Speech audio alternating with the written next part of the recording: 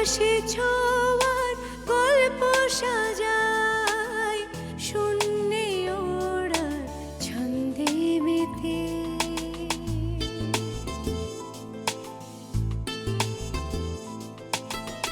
আকাশে যে অসীমের ঠিকানায় সে যেন শুধু দৃশ্য সাজায়।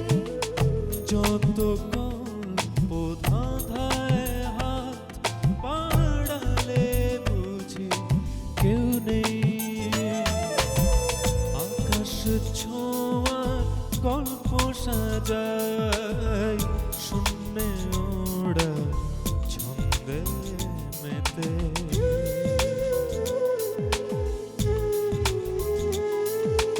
ধাওন্ত তোমার গতি ছুটে চলে অবিচল। আমার আঙিনা প্রজাপতি চঞ্চল।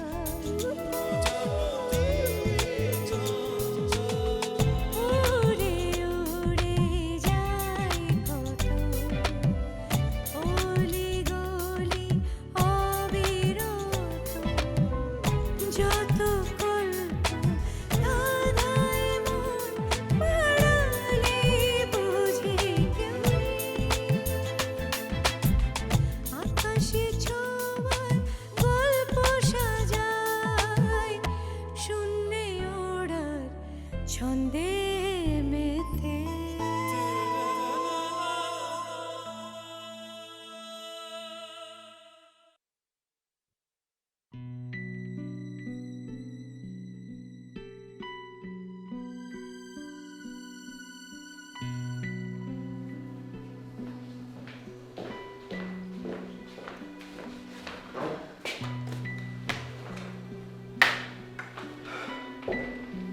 সম্ভব না দীপা, কোনোভাবেই সম্ভব না। একবার একটু দেখাও করা যাবে না? তা হয়তো যেত, দেখা করার নিয়ম তো আছেই, কিন্তু সব কিছু মিলে পরিস্থিতি এমন ঘোলাটে হয়ে গেছে যে আমি আসলে তোমার জন্য কিছু করতে পারছি না। স্যারের অনুমতি নিতে পারিনি। কিন্তু আপনি তো এই থানার ইনচার্জ। ইনচার্জ কাগজে কলমে, আসলে সরকারি অফিসে কে যে কার ইনচার্জ এটা খুঁজতে খুঁজতে আমি রীতিমতো ক্লান্ত হয়ে যাচ্ছি। আচ্ছা ইন্সপেক্টর, ঘটনাস্থলে বেলায়েত ভাইয়ের উপস্থিতি শুধু কি এইটুকুই প্রমাণ করে যে সে রূপাদিকে খুন করেছেন? দীপা, ঘটনাস্থল থেকে বেলায়েতের কাছে একটি পিস্তল উদ্ধার করা হয়েছে। কিন্তু এটা তো এমনও হতে পারে যে খুন করেছে সেটা ভুলে রেখে গেছে, তারপরে হয়তোবা বেলায়েত ভাই সেখানে উপস্থিত হন, হয়তোবা তখন রূপাদি শেষ মুহূর্তে, তারপর পুলিশ ওখানে উপস্থিত হয়। যদি এতটুকুই হতো তাহলে আমি বেলায়েতকে বাঁচানোর চেষ্টা করতাম, আপ্রাণ চেষ্টা করতাম।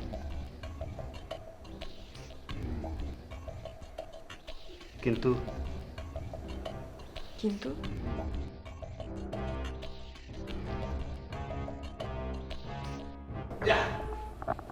আরে বাবা ভেতরে জানা তুই।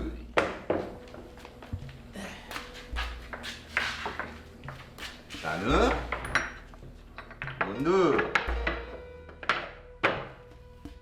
আরে আরাম করে বস না, আরাম করে বস, আমি তোর জন্য একটু বানিয়ে আনছি, কেমন?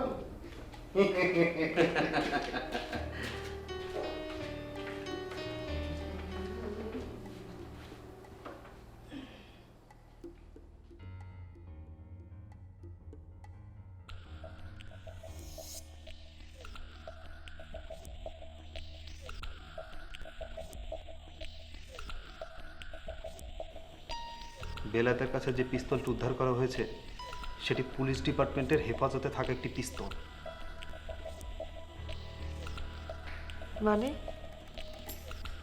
মানে গত বছর চরমপন্থীরা সাগরেদপুর থানায় আক্রমণ চালায়। তারা সেখানে পুলিশের এবং পুলিশ ডিপার্টমেন্টের হেফাজতে থাকা অনেকগুলো অস্ত্র লুট করে। বেলায়েতের কাছে থাকা পিস্তলের নাম্বার মিলিয়ে দেখা গেছে এটি সেই সময় লুট হওয়া পিস্তলের একটি। তো ওই অস্ত্রের সাথে বেলায়েত ভাইয়ের কি সম্পর্ক? বলছি, গত দুদিন আগে আমরা রেল স্টেশন থেকে একজন সন্দেহভাজন লোককে গ্রেপ্তার করি। তদন্ত করে দেখা গেছে যে ওই লোকটি সেই সময় সাগরেদপুর থানা লুটেরা দলের সদস্য ছিল। তাতে কি প্রমাণ হয়? এই লোকটির সাথে বেলায়েতের সম্পর্ক আছে। ইনফ্যাক্ট ওই লোকটি এখানে বেলায়েতকে অস্ত্রটি দিতেই এসেছিল। অফিসার, এমনও তো হতে পারে যে ওই লোকটি মিথ্যে বলছে। দীপা, এসব কথা ওই লোকটি আমাকে বলেনি, বেলায়েত নিজেই স্বীকার করেছে।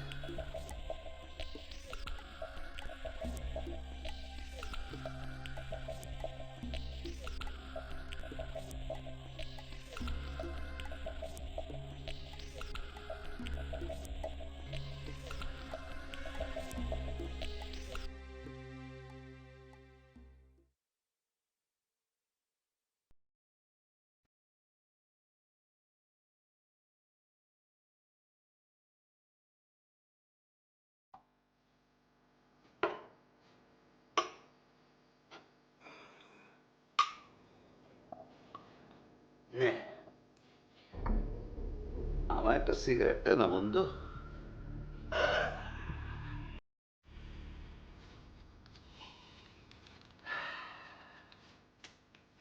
তুলো দেওয়া সিগারেট তো আমার সহ্য না। তো আমার পেটে তো ঘি সহ্য হয় না। হুম,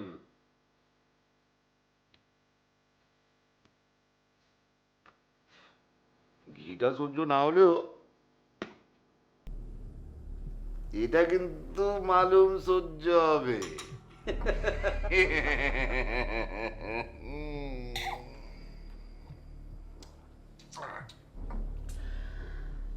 আচ্ছা, বাদ দে এসব কথা।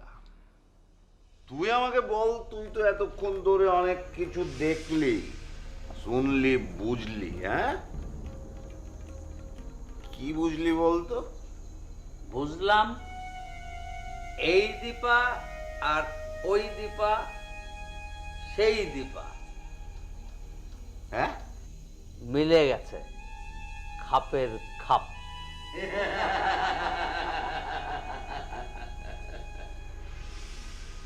আরে সত্যি বলছি, আমি না সত্যি বুঝতেও পারিনি। আমি জানতাম যে আমাদের দীপা অনেক জেদি, কিন্তু এই মেয়েটাই যে কলেজে গিয়ে আন্দোলনে জড়িয়ে যাবে আমি কল্পনাও করতে পারি। শুধু আন্দোলনই না, আবার নেতৃত্বও দিচ্ছে। কলেজের কোনো খবরই তো তুমি রাখো না। তার কলেজের খবর নিজের নেংটি সামলাতেই হিমশিম খেয়ে যাচ্ছি। কেন? তুমি তো মাগনা মাগনা এত বড় একটা বিশাল বাড়ির মালিক হয়ে যাচ্ছ, এখন তো তোমার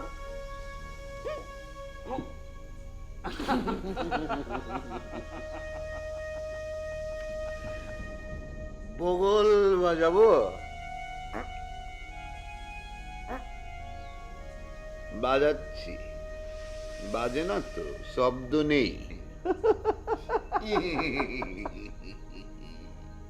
আচ্ছা বাদ দে, তুই আমায় বল, এই একদিন বাদে তুই এই পথে কি করে এলি? হ্যাঁ, আমি অনেক বড় একটা ঝামেলায় জড়ায় পড়ছি বন্ধু।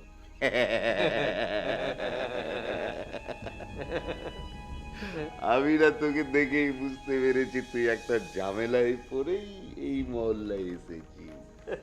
হ্যাঁ,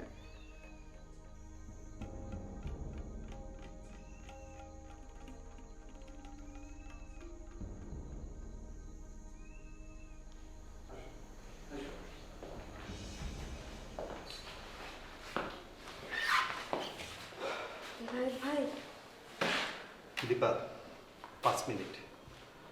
বুঝতেই পারছো যে কারো কোনো প্রকার অনুমতি ছাড়াই আমি তোমাদেরকে, প্লিজ একটু তাড়াতাড়ি করবে। আগে বিলায়েত ভাই, আপনি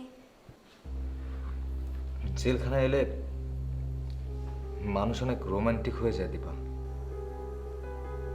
আগে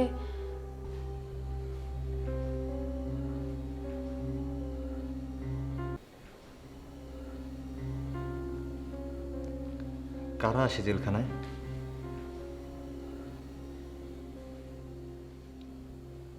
অপরাধীরা। ভালো মানুষও আসে মাঝে মাঝে, কিন্তু অপরাধীরা এলে ওদের ভালো মানুষ সত্তাটা বের হয়ে আসে।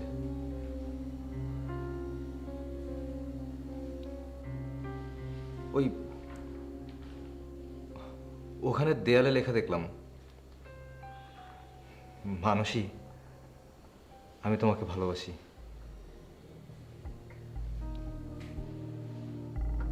আরেক জায়গায় লেখা দেখলাম, জাহিদ প্লাস সোনিয়া।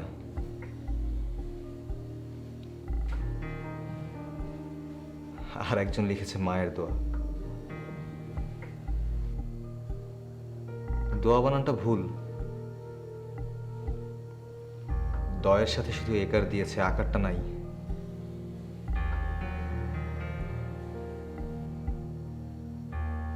আর ওখানে উকার দিলেও হতো না? বেলায়েত ভাই, আপনি কি বুঝতে পারছেন আপনি কিরকম ফেসে গেছেন?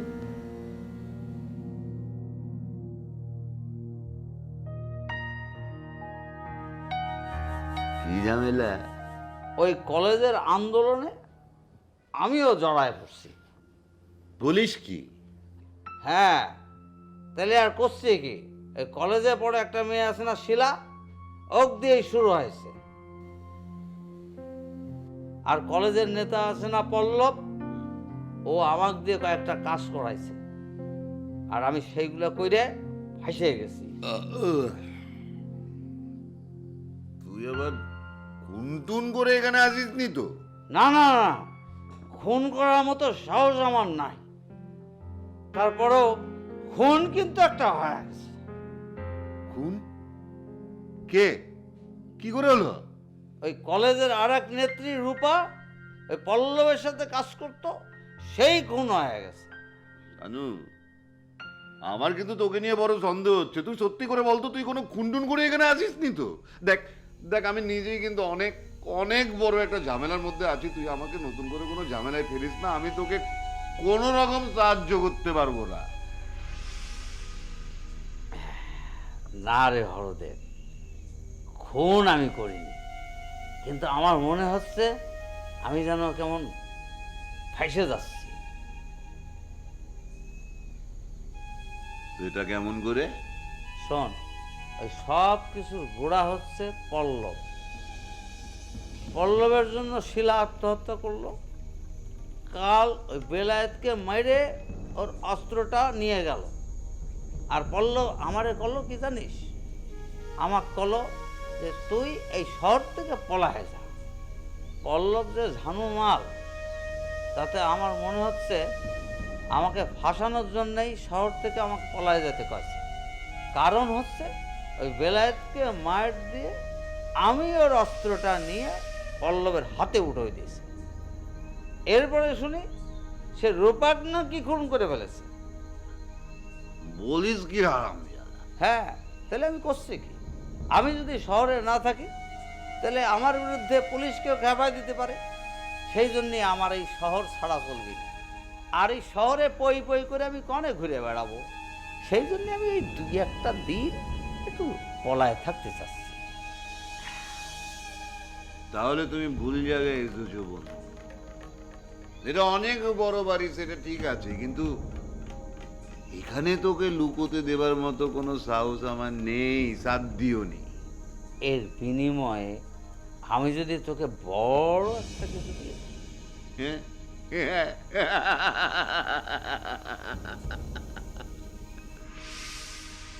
কি দিবি? তুই আমাকে কি দিবি? ধর, এমন কিছু করলাম যাতে এই বাড়িটা তোর হয়ে গেল।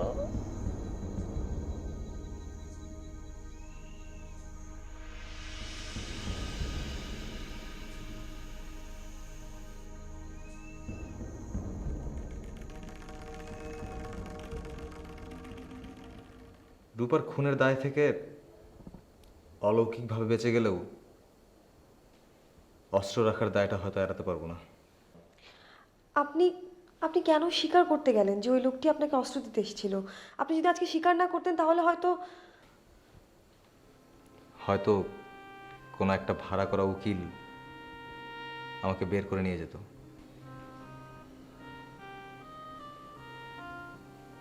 দীপা, তুমি আমাকে মিথ্যে বলতে বলছো? বেলায়েত ভাই,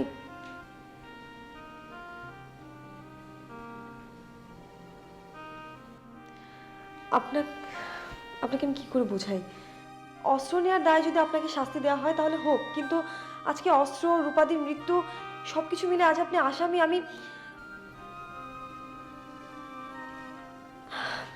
আমি এগুলো সহ্য করতে পারছি না। আর আমি একদম বুঝে উঠতে পারছি না যে আপনাকে কিভাবে সাহায্য করব।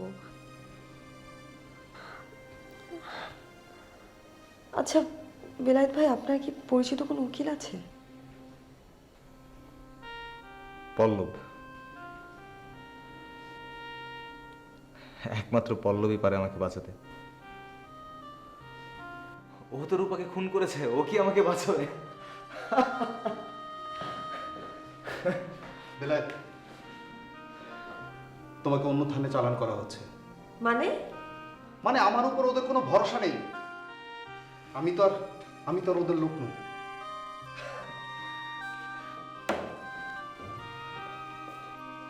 চলো।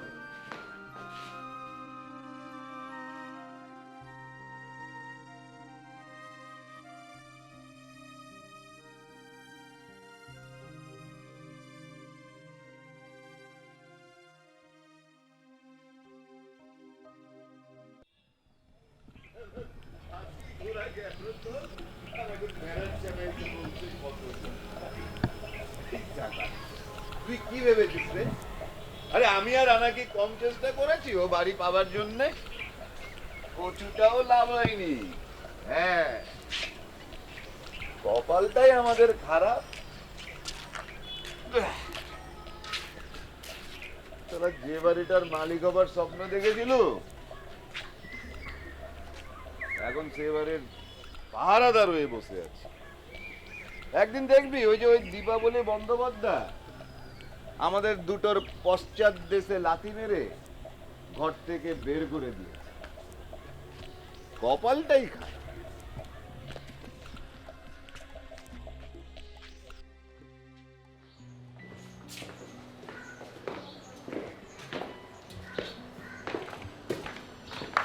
ইন্সপেক্টর, আমি একটু বেলায়েত ভাইয়ের সাথে একটা কথা বলতে চাই। কনস্টেবল, ওনাদের একটু কথা বলতে দাও। দীপা, একটু ঝটপট করবে।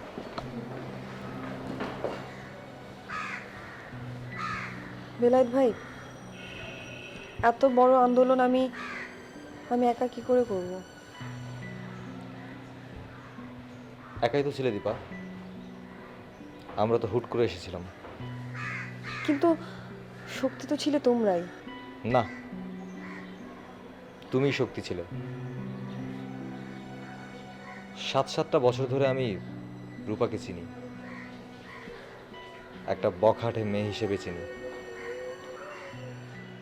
কিন্তু জানো, মৃত্যুর আগে ওর মুখ দিয়ে বের হওয়া শেষ শব্দটা ছিল ভালো।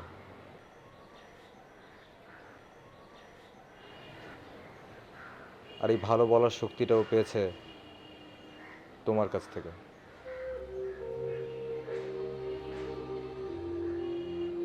তোমার এই শক্তির কাছে সারেন্ডার করার মতো মেয়ে মৃত্যুর আগ দিন পর্যন্ত রূপা ছিল না। কিন্তু ও তোমার শক্তিটাকে অ্যাকসেপ্ট করেছিল, আমিও। কিন্তু বেলায়েত ভাই, আমারও তো শক্তির প্রয়োজন হয়। আমি এই শক্তি কার কাছ থেকে পাবো? দীপা, তোমাকে এমনভাবে তৈরি করা হয়েছে, নেচার তোমাকে একটা মিডিয়া হিসেবে ব্যবহার করে। সে সরাসরি তোমাকে শক্তি যোগায়। তোমার কারো কাছ থেকে শক্তি নেবার প্রয়োজন নেই, তুমি অন্যের শক্তি যোগাবে। কিন্তু সেটাও তো আমি পারছি না। আপনাকেই বা কিভাবে সাহায্য করতে হবে তাও তো বুঝে উঠতে পারছি না। আমি নিশ্চিত দীপা, জেলখানার দেয়ালে কয়েদিদের লিখে যাওয়া অশ্লীল সাহিত্যগুলো পড়া ছাড়া আমি আর একটা কাজই করব। কি কাজ?